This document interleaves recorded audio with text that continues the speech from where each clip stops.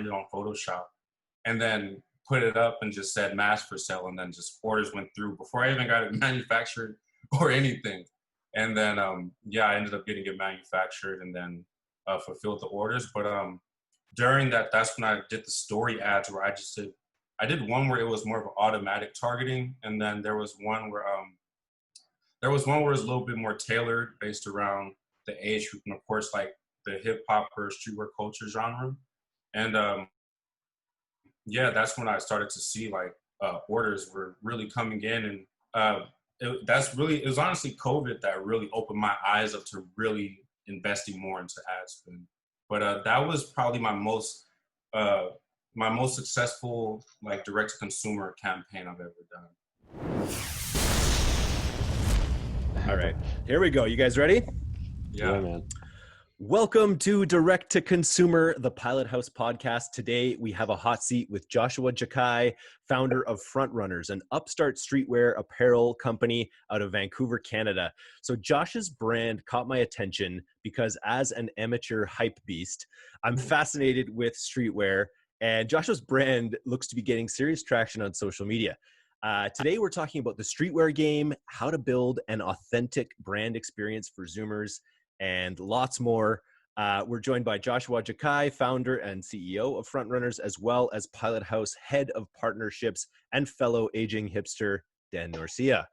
Before we jump in, I just want to take this moment to ask you guys to subscribe. If you're listening to this podcast, if you're watching this podcast, make sure you find us on Facebook, find us on YouTube, find us on any of the audio platforms that we're also on. Make sure you go hit that subscribe button. Make sure you go like. We're gonna start really, creating this subscription drive across all of our podcasts. Try to get people to get a little more sticky with our content. But anyway, Joshua, welcome to the hot seat. How are you doing today? Good. How are you guys? Pretty good, Dan. Doing well, thank you. Aging, obviously. Aren't we all? Nice. Well, Joshua, why don't you start by giving us the FRONTRVNNERS story? How did it come to be, and where are you at with the business right now? Yeah, so long story short, it first started as like a hobby in 2012, 2013 in Hayward, California, where I'm from. Me and my friends were like really into just streetwear, and that was right around the time when like skateboarding combined with hip hop. You started to see like Pharrell and Bait and things of that nature really come to more of the mainstream, and we got really hooked on that. And I had always been a graphic designer. I used to play with graphic design, and me and my buddies one day were just like, we should start a brand. Fast forward through like losing partners and then coming to university and having to stop 3 different times, like through 3 to 4 years at different times. Right now I'm at the point where I'm transitioning. Well, I am doing it full time now. That's actually like since 2020. It's a pretty new thing. Before it was more so part-time, but now I'm able to do it full-time. Right now we're in the stage of just really implementing, bring on more brand ambassadors and getting into really like Facebook ads and pay-per-click type advertisements. Very cool. So let's talk about the origin of the brand a little bit. I'm always really interested, just in streetwear as a form of artistic expression. I feel like streetwear brands are leading the charge on being on that front line of resonating with young people about what they want to put on their bodies. There's not a lot of brands, I mean to say, that I would put on my body. Yeah. You know what I mean? And so I think it's such an interesting thing to go about building one of these brands that really resonates with that younger audience. Where did it start? Like, where did the idea start? Because we were all consumers of like 10 deep. If we could afford it, we would try and get baked. It was Diamond Supply, of course, was like the big one. Like if you had a diamond shirt, you were cool. Like Supreme at the time, it was, since Supreme's more East Coast, it was getting its hype, but in the West Coast, we really knew Diamond Supply, especially once they did that Nike collab with SB Dunks or the Lows. That's really where it was inspired from. And with me being a graphic designer, it kind of came natural to where, okay, I'm getting these shoes, these expensive shoes. I want to like wear something that'll match it. You know what I mean? And that's really where the aesthetic stemmed from. It was like that early counter skateboard culture. And like Hayward, California, where I grew up, it was like well, I would say like kind of my upbringing was kind of like lower middle class, I'd say. So that was more so like just artistic expression as far as what I saw around me, and then even just my own ambition to want to get out of that environment. Because I'm like the youngest of 8 children, so it was a very like it just this really just tells a story of like perseverance and staying loyal to people that may not even be your blood family, but also staying loyal to whatever it is you're trying to accomplish. For me, that was definitely getting it out of my neighborhood and then creating generational wealth, to kind of break that curse with my family. That's really where a lot of like, when you look at the aesthetic of frontrunners and the messaging, that's really where it stems from. That's really interesting. So what have been some of your biggest sort of like breakthrough success pieces when it comes to things that resonate with people? And tell us the story of some of those. Yeah, I think that the things that resonate with people the most is definitely like subtle messaging, but not tacky. I'm sure like if you go on Etsy, you'll see, and those shirts sell. It's just not my style. Like those shirts that have like the bridesmaids message or something like that. It's cool, for the general consumer, but for streetwear consumers, they're very critical and very like mob mentality, very niche cultured. So with me, that was one thing that I noticed was being able to send messages in subtle ways. Like the hoodie I'm wearing now says like, "In loyalty we trust," and then like on the back it has like the God Adam touching hands design. But it's really subtle in a stylish way where we're not trying to be too loud or mainstream. Because that's one thing I noticed with a lot of the brands that you see in the past. Once they get too mainstream, they kind of die down. And that's why I noticed with our crowd, even when we did our pop-up in 2018, we had cut and sew items. We had, a bunch of different items, but the thing that sold the most were our graphic t-shirts with simple messaging and just a graphic on the back. And that's really when I noticed, okay, the graphic tees is our bread and butter. That's our bread and butter. So that's really where I cater to with my designs. I would say when I noticed that was kind of the first more so aesthetic shift. And then when it comes to more so getting more customers, it's definitely been brand ambassador campaigns via Facebook ads and automating that and just scaling that the right way. Those have been definitely the 2 biggest game changers as far as like epiphany type moments for the brand for me. Nice. Can you talk a little bit about how you've organized those campaigns, how they actually work? Yeah, so I can't even take credit for it, to be honest with you. It was for my buddy Drew. He owns his own brand. It's called God the Father. It's a Christian-based like streetwear apparel brand. But to give the tactic a little bit, it's where we make a Google form, and of course we just ask the general questions of your name, age, location, your Instagram account, followers. But one key question is that to come on board as a brand ambassador, it is required that you purchase an item at your ambassador discount, which is 20 to 30%, depending on the brand. And it's just a yes or no. And usually that's where we can get the verbal commitment, at least, of that they're going to be a customer. So what we do, and I think I saw you send me the ads thing. We just run ads that say brand ambassadors wanted with our best performing visuals on social media, and it links to that form. So we basically automate it that way, and I have some automation set up through Integromat that when somebody does fill out the form and they say yes, they get an automatic email with their special coupon code. And then that's kind of how I've been able to automate the sales portion. And then I have a virtual assistants through Upwork who more so activate their unique coupon code to earn their commissions on.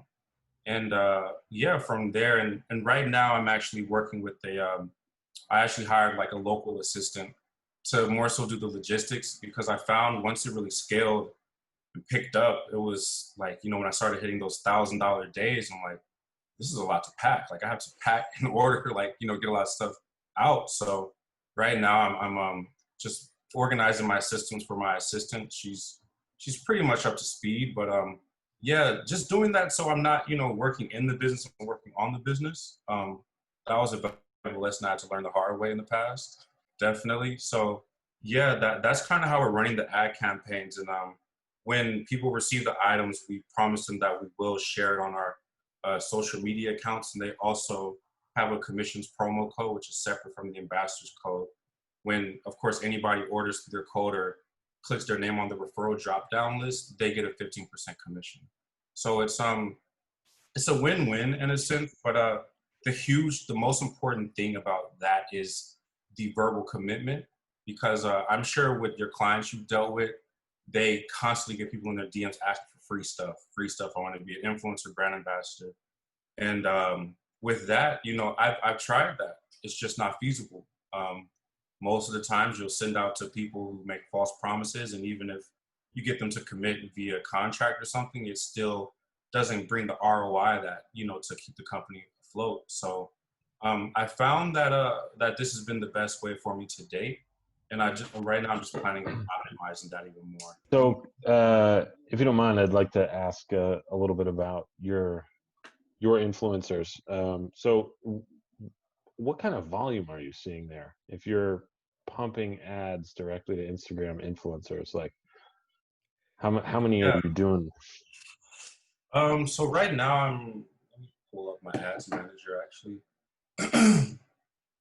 So right now I'm running 1, 2, 3. So I'm running 3 different campaigns, and within them they had 4 different ad sets. So within that, I first started off with 1. So right now I'm at about 3, and then there's a 4th one that's slightly different. But it first started with, of course, making like 4 different visuals, just to kind of do some A/B testing or ABCD testing to see which one gets traction, which one's getting the most reactions. And I found that there's these 2 ad sets or creatives in particular that get the most interactions. So with that, I let them run for a week, and then once I see success, I duplicate it, and then I let the 4 run just to get proof of concept, making sure it wasn't a fluke. And then once that happens, I turn off the ones that aren't giving me a ROA that's above 3. I think it's like return on ad spend, something like that. And the 3rd week, I did the same thing, just duplicated it and then added actually new visuals. Before I was using like 4 photos that are split on like a layout, and now I'm trying out 2. So I'm still testing that right now. I'm seeing how those perform.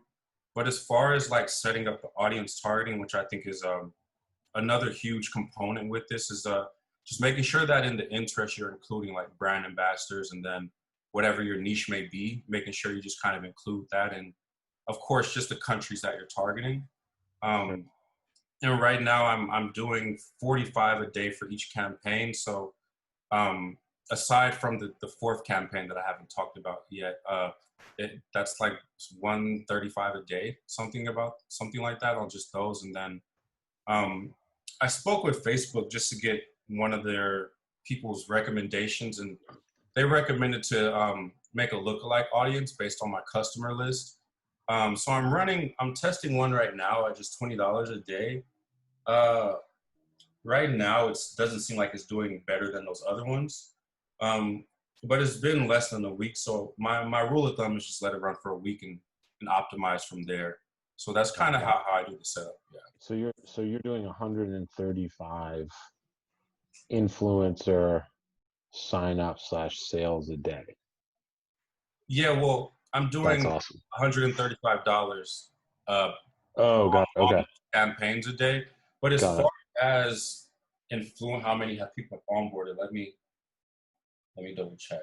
Because my virtual assistant updates it every evening around 7 p.m. But as far as people that have filled out the form, 1 second. I have my laptop to the left. Check.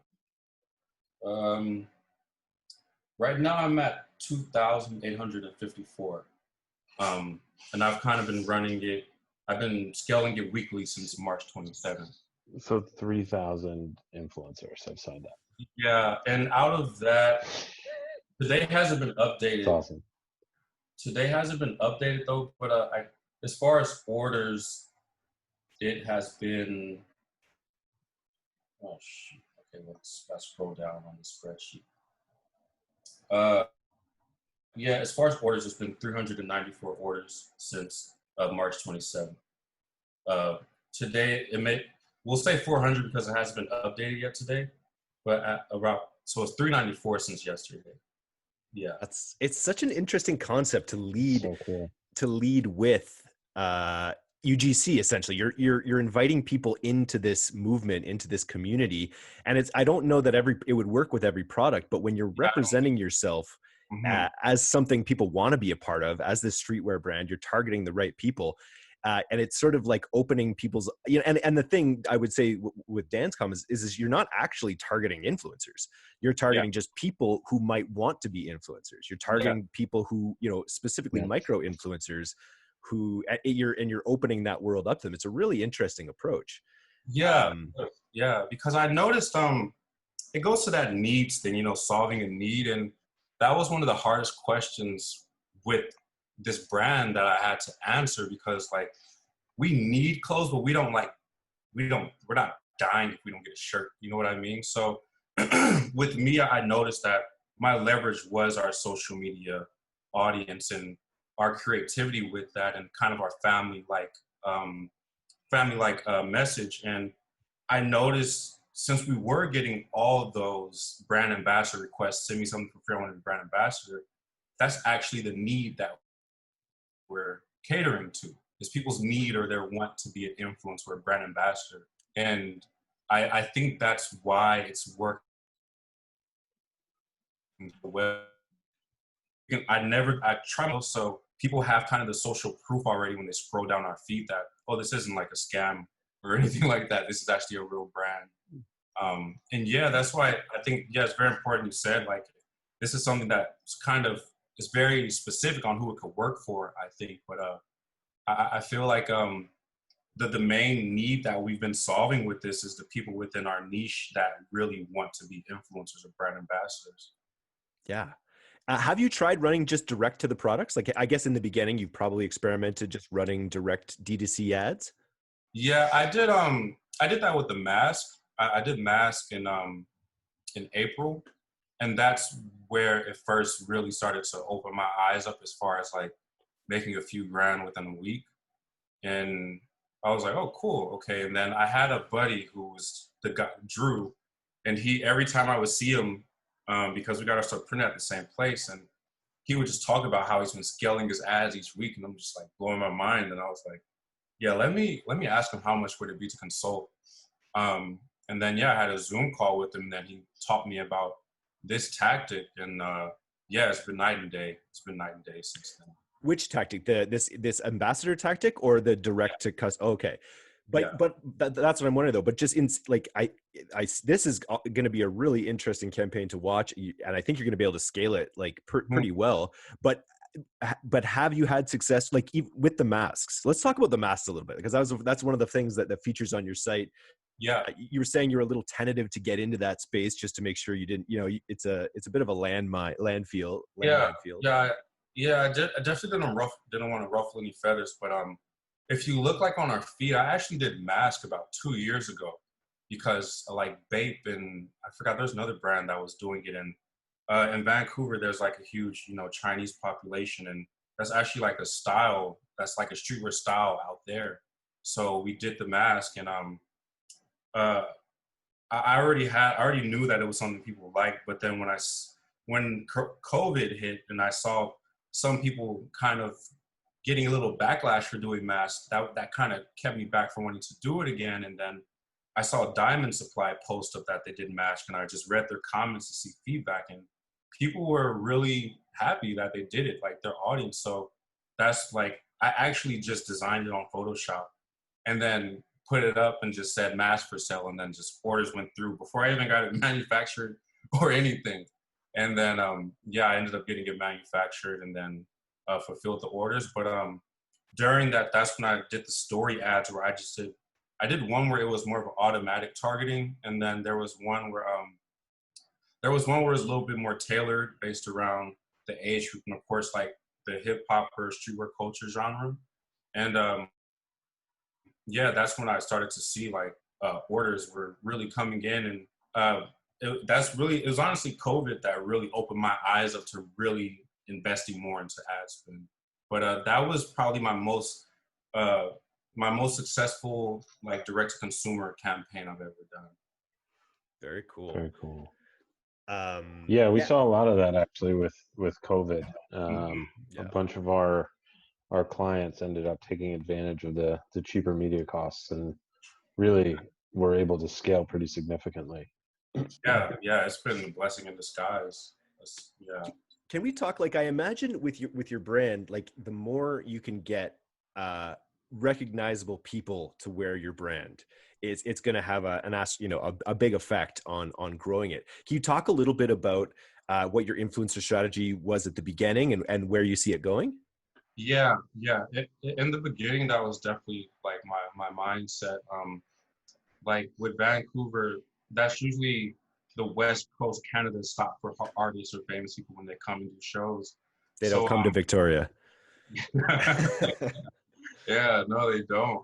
Yeah, it's like we would figure out their dates and then we would message their manager, DM them and saying, hey, like we're a brand, we'd love to get you like a care package. And we thought like if we have a bigger artist like wear it and post up and then that will like rocket boost our sales. And to be honest with you, it didn't really do anything as far like we may have gotten 1 or 2 sales or somebody that was on the fence that kind of pushed them over the fence, but it wasn't that great. And as far as like results goes, and that's when I actually stopped doing that as much, because just when I looked at just the time and effort we put into it and then just the return, and most of the time when you meet these people, they're stuck up and they're nothing like you thought they were. And this is kind of a disappointment and they treat you like you're nothing type of thing. And yeah, it was very weird. And that's when I realized I read a book called Grouped. I forgot who it's by. I need to double check, but I read Grouped, and one of the thesis in that book is where most brands grow by being able to get into a group of friends, like to penetrate a group of friends. So that's when I started to focus more so on that. So whether it was like doing photo shoots with a group of friends or giving out stuff to a group of friends, or when somebody posts something, following the people that comment on their picture, we tried that. And that's when I kind of saw more of the local notoriety happen even more. But as far as brand ambassadors goes, I find that if regular people seem to be more powerful, unless it's like a Kylie Jenner or something that's on, the A-list scale. But I found like that the C level when it comes to celebrities or influencers, unless you're having a bunch of them do it all at the same time, like Ignite does, I haven't found too much success with that. I haven't found more success with that than what I'm doing now. I like it. It's a bit of an evolution. It's like grassroots influencers, and then that ability to not only get people to commit to buying, get them that discount, but then also getting them talking to their groups for for the 15% commission essentially. So quick question for you. So I know that like this is sort of going like a little old school, like back to like mailers and shit. Yeah. So have you considered putting inserts into your product when you ship? Right. So like a little card that just says, yo, I got this awesome gear, you should check it out, here's a 10% discount, with like a postcard where someone can just scribble an address on it quickly and drop it in and send it to a friend.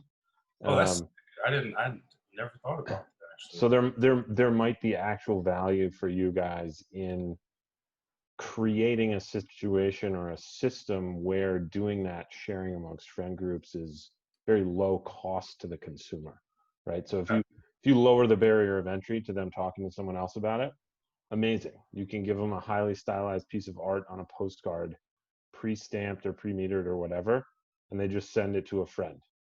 Wow, I'm actually going to do that idea. That's actually really smart. Yeah, Cool, man. thank you for that. Nice. Yeah, for sure. Yeah, because I thought of doing the inserts with like the thank you inserts, but I've never thought of it on a referral basis, it's really powerful actually. Word of mouth is, I think, the most powerful form of marketing. Yeah. And you get them, once they bought something, they're already qualified to be an ambassador as well. So it's like you could quickly explain that ambassador program. You could say, hey, you've already bought this, you've got an opportunity now to be an ambassador for us. Here's how that works. Yeah. Yeah, you can tie the whole thing in, right? Like you can give them the opportunity to become an ambassador at a larger level via some sort of social channel, or you can give them the opportunity to just quickly share with 2 or 3 friends with a couple postcards that you've included in their purchase. Yeah, let me write that on my notes real quick before I forget. Nice. The other tip that I would say too, and I don't know how pivotal this is, but you have such a good looking brand. I really like the design. I really like the message behind what you're building here as well. But have you ever thought of using Typeform instead of Google Forms? And the only reason I say that is you could create your ambassador's form and have it be like a real extension of the brand experience as well. Using Typeform, you could make like a really, really nice animated, really nice animated experience that people kind of go through. And even when it comes down to like asking questions, like, a requirement is that you'd have to purchase an item. You could even like in that question, show a bunch of pictures of your top sellers and be like, Well, you can do that on Typeform. Yeah, I think so. Yeah, you can Typeform. You can really, really customize. It creates this sort of like automatic scrolling experience. You could totally brand the whole experience with FRONTRUNNERS logos and gear. And you might, it be just because you're trying to bring them into your world and make them a part of something, you could make that experience a little more branded as well. Yeah, that's actually really cool. Are you able to integrate into like WordPress? Yeah, Typeform is fully integratable in pretty much everything. Yeah, I definitely would like to do that then. That way I can kind of just keep them all on the website. They don't really have to go anywhere. Yeah. Yeah, no, I definitely wrote that down. Nice. These are gems. That's awesome. So what else here? Like, I got a question. Yeah, go ahead, Dan. What if you had $50,000 right now, where would you apply it to the business? Like, what would be your first plan of action with like a $50,000 grant or investment? Yeah, if I had $50,000, I would first, I would look into hiring a consultant that's already that's over 7 figures that's already generated 7 figures B2C within my niche. Because I think that's really what's taken me so long to even get to this point, is because I really didn't seek advice too much. And if I did seek advice, it was like from professors or something that knew nothing about the new form of marketing and streetwear at that. So I would definitely first thing I would do is definitely hire a consultant. From there, I would, of course, double down more on the Facebook ads. But I think that would be the time where I would even look into going after some of those A-level influencers, just because when you run ads with those visuals, it's priceless. It's just could you imagine running an ad with Kylie Jenner saying brand ambassadors wanted? You know what I mean? It's like, yeah, that'd be nuts. Would be. So I would definitely reinvest it back into ads, but honestly, I would probably only spend about 30% of that money and leave the rest as like working capital, or just save it. Yeah, because that's a good move. Yeah, but I would definitely. It's a good move, Dave. So I've been involved in startups for a long time, and there's kind of one golden rule at startups with money is don't spend it. Yeah. Like, don't spend the money at all, ever. Yeah, you see that? I see a lot of memes where it's like venture capital memes where a startup gets a new investment and the first thing they do is buy new furniture or something. It's like, oh my God. But yeah, I would really try and use that amount to spend it on the things I can scale like scalability aspect of things, but try my hardest to not spend more than 30% of that. I like it. Is the brand more male or female? Who are your customers? Yeah, it's definitely more male. We do get girls. I don't know. I'm not sure what's causing it, but I think it's definitely the gender shift. I am starting to see an increase in female clients just because they're starting to wear the oversized look. The oversized look is back in style, like it was the 90s or something. So that's been interesting. But yeah, I'd want to say we're about 60 to 70% male customers, average age 22 and a half years old. Yeah, that's like our average customer. Very much a Zoomer, born in the 90s. Yeah. So who's your ultimate male influencer then? You mentioned Kylie for women. Like if you could, because you know, we're good friends with Josh Jackai. He's a client of ours. And one of the things he talks about is right now during COVID, there's really, you'd be surprised at how, you know, at influencers and what you're able to acquire, the people you're able to kind of work with now, like people like athletes, for instance, are at home, you know, not doing anything. Right. And so there's, you know, now is the time for whether you're making a hire or whether, you know, you want to make a partnership collaboration. So I was just curious, like in your mind, who would be like the ultimate, like attainable influencer? Yeah, it's interesting because like my favorite hip hop artist is Nipsey Hussle, and it's, you know, God bless the dead, he's not here with us, but Yeah, he would be, and I'll give one that's alive too. But as far as like, if there was somebody that I would go after, it would definitely be him, just because his messaging is exactly what like my brand stands for. As far as the marathon, that's kind of what I mean about like staying loyal to your craft. It's the same aspect. Like he talks about the marathon, like whatever you're trying to do, it's a long sprint. I mean, it's the long game, not the short game. And it's kind of what my aspect too. But it would definitely be him, just because I noticed, of course, like our audience is more of a hip hop centered audience, even though we have people in different niches. But it would be him. And then I think on the male side, the other person, I mean, it's cliche to say Kanye. He's already like, you know, out of here. he's only doing his But own brands now. yeah, yeah. It would have to be somebody within the music industry, definitely, just because music is just so seamless. Like it crosses over. It's very easy to spread and everything, and I think it's one of the easiest forms of art to consume, and is universally accepted. So it would definitely be a music artist. It would be somebody within that realm of Kanye, Travis Scott, Pharrell. You know, people that have they're known for their streetwear and their fashion sense. It would definitely be those guys. Nice. Well, shoot your shot, you know, make a list. And Yeah, now's the time to reach out to these people, yeah. as per Josh, as he said there. So yeah, very So, interesting. We sent you a so questionnaire DM. ahead of time, and you had some really cool answers here. So I want to kind of get into those.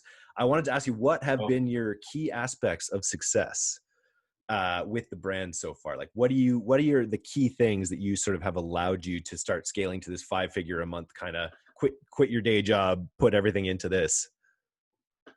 yeah. I think I have it here too. I wrote down integrity, adaptability / surveillance, creativity, and then I use just abbreviation ABE. It's kind of a play off of always be selling, like always be engaging.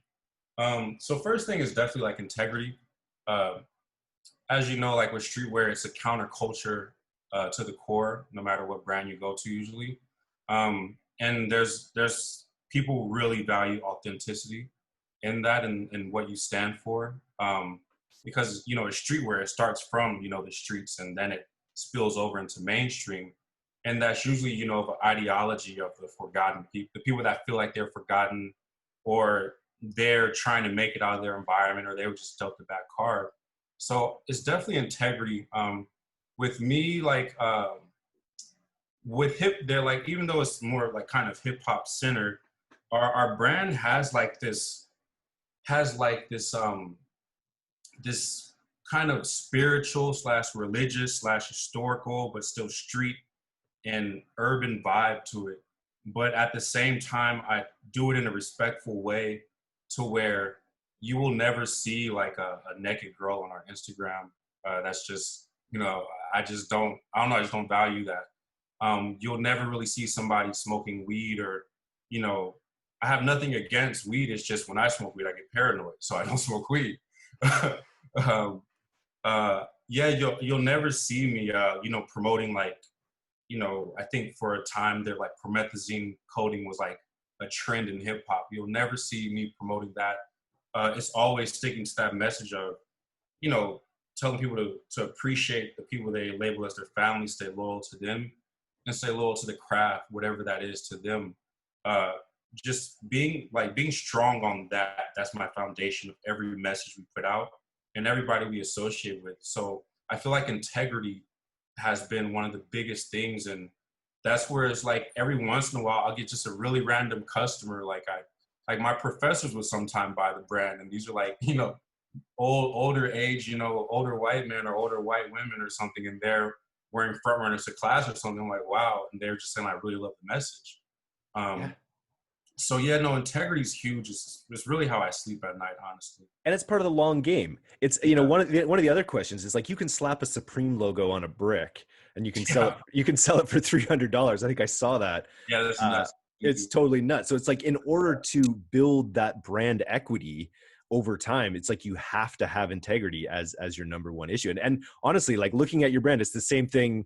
It resonated with me. Like it has this sort of like low key spirituality. It's not in your face. It's not, it's not a big Jesus piece or anything like that, but it has this like low key spirituality that I honestly think is like the next wave. Like I think, even from COVID and all the tumultuousness that we're going to have, I think we're going to see more like low key spirituality in the world. So I think you're positioned really well long term. Yeah. No, thank you for that. I definitely agree. Because with me, my family I was raised as Christian, but once I got into college, I just really studied just religion and like for my ancestors, what were their religions? And it definitely wasn't Christianity, but then, I would look into other religions, whether it's Buddhism, Islam, and things of that nature. And I realized how similar they are to the point where I just identified myself as agnostic. That's why, but I do believe each of these religions have very valuable lessons when it comes to like getting more centered to yourself, knowing yourself, and getting on the right path. So yeah, that's why striving upwards. Yeah, like you boiled all of that down into the picture of the hands touching, right? Like that sort of idea of striving upwards and connecting to source and all those interesting things. I love it. Yeah, and one thing that people don't notice yet, this actually might be my first time ever saying this.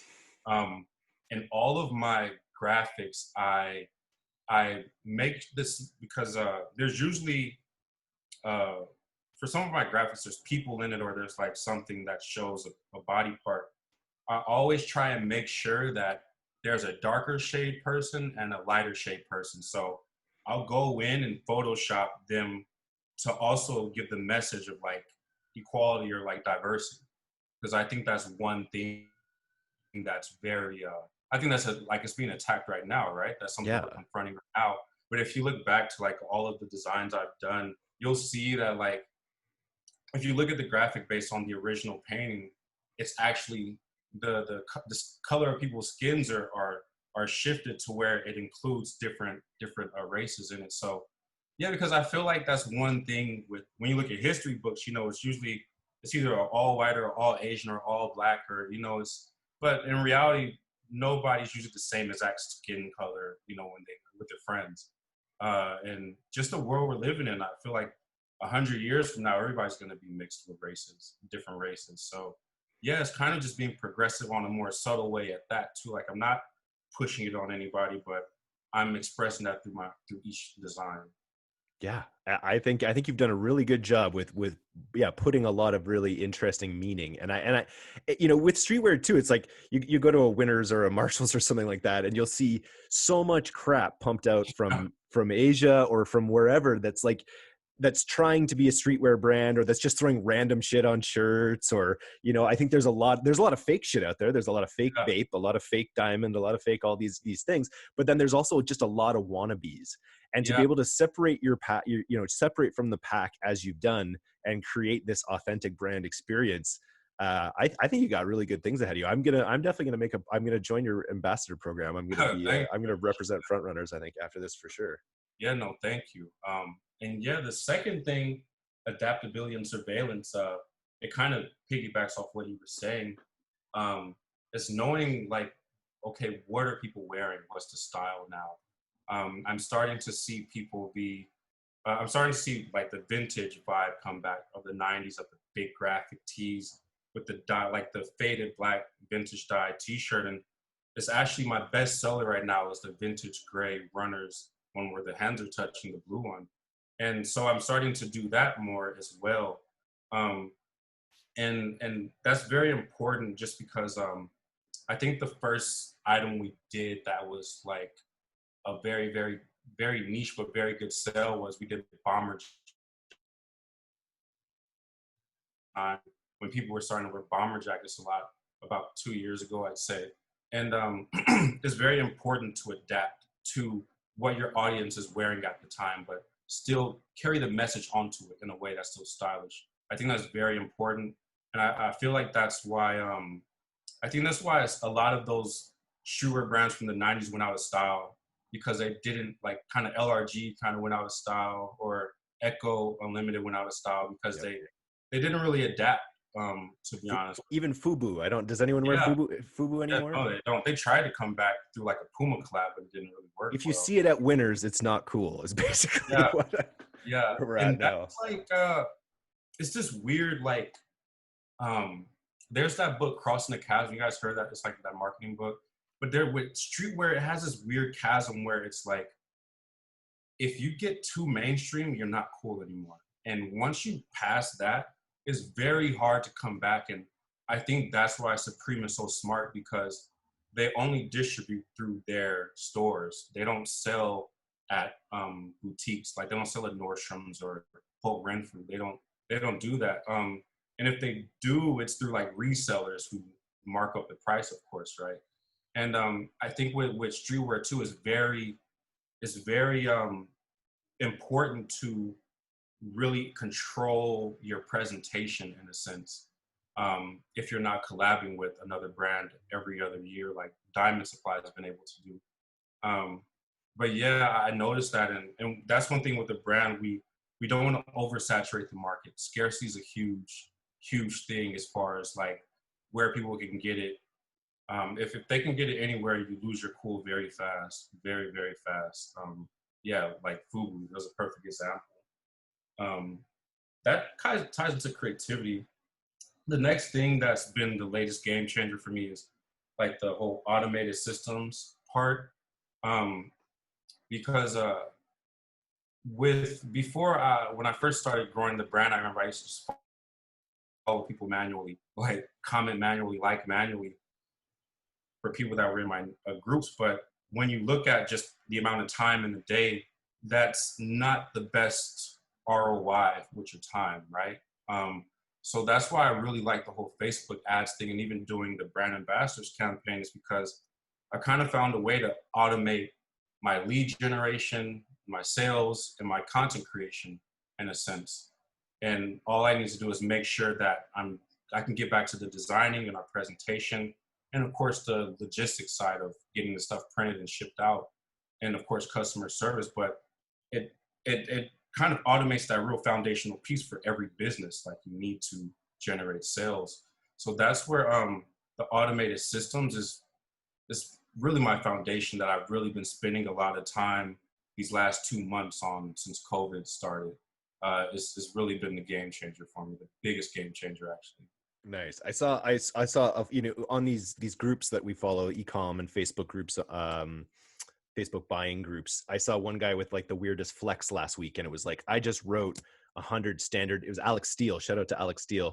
Yeah, He was saying, I just wrote 100 SOPs. And that was, and he showed like a screenshot of this doc where he had created all these standard operating procedures, and all these real entrepreneurs were really commenting, because you can post a screenshot, of impressive things, and people love those. But if you can, like, SOPs and these automated processes you're talking about are really where the bread gets baked. Yeah. It's that's really what separates the $1,000 a month business from the $30,000 a month business, is how they're automating their systems. And that's something I really would hear it mentioned in courses and books, but I never really knew what it looked like when it came to streetwear. And luckily with Facebook ads, and luckily we really it doesn't seem like a waste of time now, but I feel like if we didn't put all that sweat equity into the brand of like the aesthetic alone, I don't think it would have worked as well, because people wouldn't have trusted the brand. We wouldn't have had all the history of people wearing our stuff, where artists has worn our stuff in the past, or even the visuals we're using for our ads. But the systems, that's really where the scalability is at, for sure. Very cool. So what's next? What's the next? So you've hit a double 5 figures. You're ready to focus on this full time. What's the net, like, how do you get to 6 figures a month? Yeah, I definitely want to continue to scale the ads, for sure. I'm right now, I'm debating whether I want to continue to scale the ads on this audience set, or start to create, while these are running, create a second audience set, because I noticed that athletes really resonate with our brand too, as far as the messaging. So I'm just gonna definitely scale the ads right now, but as well as getting my assistants to be the most productive with their time, as far as my virtual assistant, even my assistant that I have who handles the logistics now. Just setting up systems in place, or optimizing the systems that are in place to where they're just more productive with the time. Definitely tweaking that. And then once I have that set, with weekly optimizing the ads and putting more money into the ads, definitely get back to a little bit more of the creativity side of the branding. Just, because I design everything myself. Most of the stuff that's selling right now are from designs I made, I think 3 months ago or something, 2 or 3 months ago, aside from the mask, of course. But once I do that, I'll just keep optimizing the systems. I'm gonna get back to designing some new cool designs, and then even test out a few scarcity plays on that, as far as only available for this week only. Just do that, and of course optimize the retention rate with the brand ambassadors as well. Those are like, with every entrepreneur, it's like a cycle of things that they know they need to do. But for me, it's definitely the main thing on that list is just optimizing the systems to see how much more I can get this to, and making sure it's consistent as well. Because it's nothing worse than like having a day where you make $1,800 in one day, and then the next day only make $400. It's like, shit, like now I gotta go back and fix this, or figure out, okay, why isn't this consistent? So yeah, that's my next step, definitely just optimizing and then getting back to the creativity and branding. And because your focus is, or your front end ad focus is more of a lead generation play, there's just so much optimization within that funnel, whether you switch to Typeform, whether you tweak that, and you can get, it sounds like you're at about 10 to 15% conversion rate from someone who signs up to that, to makes a purchase. Like, if you could double that, it would make the world a difference. So I think there's a lot you can do in the funnel that you're building. And then in the email funnel, the SMS, or whatever you do down the road, whether it's through contests, in order to engage that list further. I think it's a really interesting way you're going about building the business. And I think you're right. Like, if we were to make a pitch for you to, join our agency, for instance, it'd be a challenging one for us, because our instinct is to hammer ads. We'd take your best designs, throw them on a carousel. We'd use your hero copy, and we'd put that on YouTube and all these things. But for your brand, that might not work. you maybe this authentic sort of like, list building and community building. I saw that you have a Facebook group. Have you thought about like actually like putting more into that, like actually into the community? Yeah, I actually do want to do that. I just haven't put in the time to do it actually. But yeah, the power of Facebook groups, I think that's one, between that and Facebook ads, that's the main thing keeping the Facebook platform itself relevant, I think, aside from, of course, them owning Instagram and all WhatsApp and stuff. But I think people, I know at least for me, every time I go on Facebook, I'm looking into a group. So I that's definitely something I do want to do as well. I just haven't yet put the time into doing it yet. Cool. Nice. Well, I want to thank you for coming on the hot seat today. This was a really interesting one. I think there's a lot in here for our listeners of all levels to take out of this. And let's totally stay in touch. I'm going to be making a purchase soon, and let you know how it goes. Yeah, I had a question for you guys too. Sure. I see that you guys do a lot of different things with the Pilot House. So it's more so you guys specialize in ads and things of that nature? Yeah, so we're a full funnel agency. Right from branding all the way through to email marketing, essentially, including ads. Our big specialty is sort of a relentless iteration, where we're going to come up with, a number of different ads. We're going to be tracking their funnels all the way through. Like, I'll send you a link to one of our past casts where we talk about optimizing pre-sale content to give you an idea of how precise you could get with your current funnel.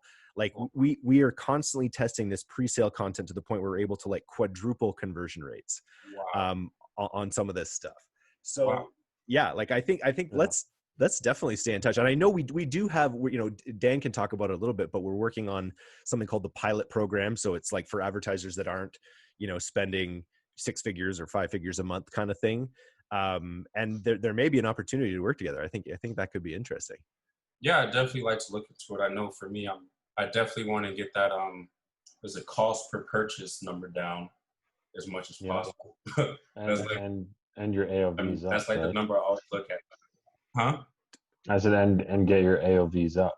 Your average order value, Yeah, because I think right now, based on Google Analytics, my average order value is around 81, which is cool. But of course, we always want that to be higher. I was curious too.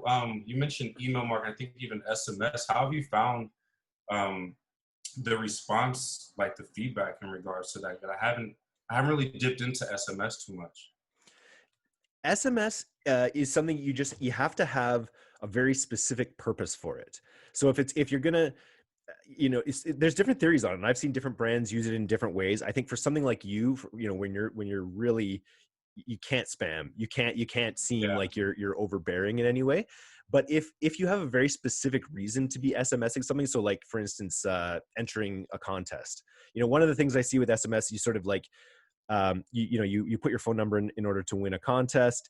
Then you get a SMS saying you didn't win the contest if they didn't, but here's a purchase link and a discount thing. So it's a very specific reason to be messaging them in that very immediate platform.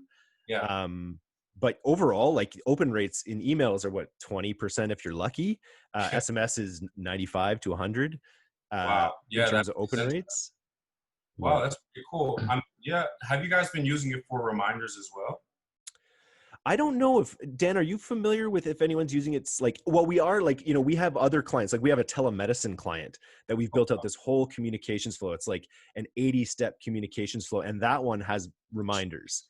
That one has very much like it's, you've got your test kit has been sent to you. You've now received your test kit. Here are the instructions. Like that one has this incredible network of touch points that have been created. And we're just in the process of creating a case study for how much that's actually improved the conversions, having all this stuff and in those cases, it's not a direct sales message. In those, it's much more of like an awareness play where we're just engaging the customers on all these different levels.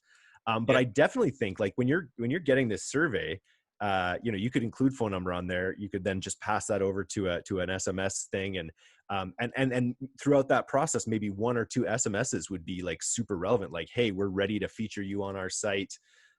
Just, use this discount link now, take a picture or however you use it. I definitely think it would be worth testing in your funnel. Yeah, that sounds really for effective sure. because I noticed most of my conversions come from the follow-up email, like the reminder email.